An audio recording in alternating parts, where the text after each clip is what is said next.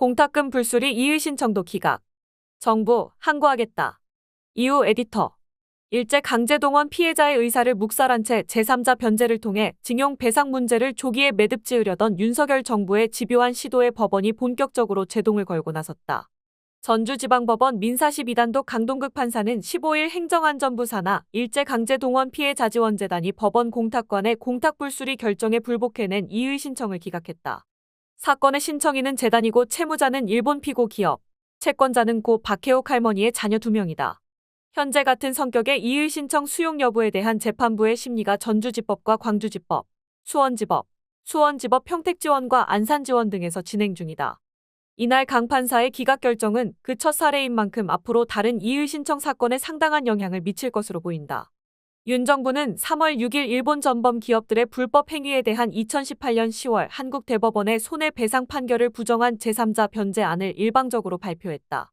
배상 확정 판결을 받은 징용 피해자와 유족, 총 20명의 판결금과 지연이자를 피고인 일본 전범 기업을 대신해 행정안전부 산하 일제강제동원 피해자지원재단이 지급한다는 내용이었다.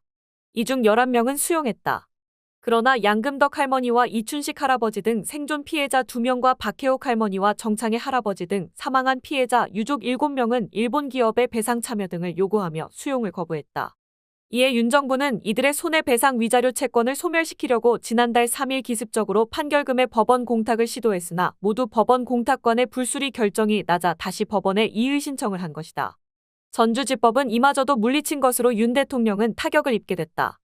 연합뉴스 보도에 따르면 재판부는 이 사건은 민법 제469조 제1항 단서에 따라 제3자 변제가 허용되지 않는 경우에 해당한다며 공탁서를 보면 채권자가 제3자 변제에 관한 반대 의사를 적극적으로 표시하고 있다는 사실을 쉽게 알 수 있다고 밝혔다.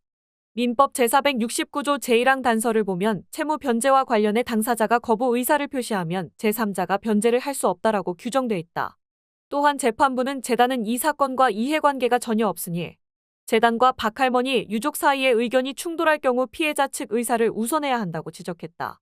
재판부는 채권자가 명시적으로 반대하는데도 이해관계가 없는 제3자의 변제를 허용하는 것은 손해배상제도의 취지와 기능을 몰각 완전히 없앰시킬 염려가 있다고 설명했다.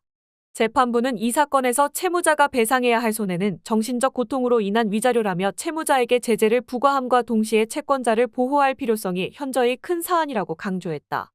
전주지법의 이의 신청 기각에도 윤 정부는 끝까지 법정 싸움을 하겠다는 뜻을 굽히지 않았다.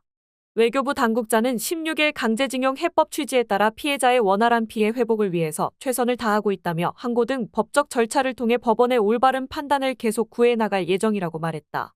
항고와 재항고를 거쳐 대법원까지 가겠다는 얘기다. 한일역 사정의평화 행동에 따르면 윤 정부는 관련 소송에 대비해 대법관 출신 민영일 변호사, 이명박 정부 청와대 법무비서관을 지낸 강훈 변호사 등 8명의 호화 변호인단까지 꾸렸다고 한다. 일본 전범 기업에 면죄부를 주고자 국민 혈세로 우리 사법부와 싸우겠다는 게 대한민국을 책임진 윤 정부의 진면목이다. 대법원이 최종적으로 공탁불수리 결정에 손을 들어준다면 판결금 수령을 거부한 피해자와 유족들은 배상금에 대한 법원의 강제집행 절차를 속행해 압류 상태인 일본 전범 기업의 국내 자산 현금화를 통해 강제로 변제받을 수 있다. 그렇게 되면 일본 전범 기업에 면죄부를 주는 3자 변제안은 파탄나고 폭주하는 한일 밀착 행보에도 제동이 걸릴 공산이 크다. 한편 윤 정부의 전방위 압박에 놓인 양금덕 할머니와 이춘식 할아버지 등 피해자 4분에게 힘을 보태고자 모금된 시민 성금 5억 4천만 원 중 4억 원은 14일 1차로 각 1억 원이 전달됐다. 광주에서 열린 성금 전달식은 한일역 사정의평화 행동이 주관했다.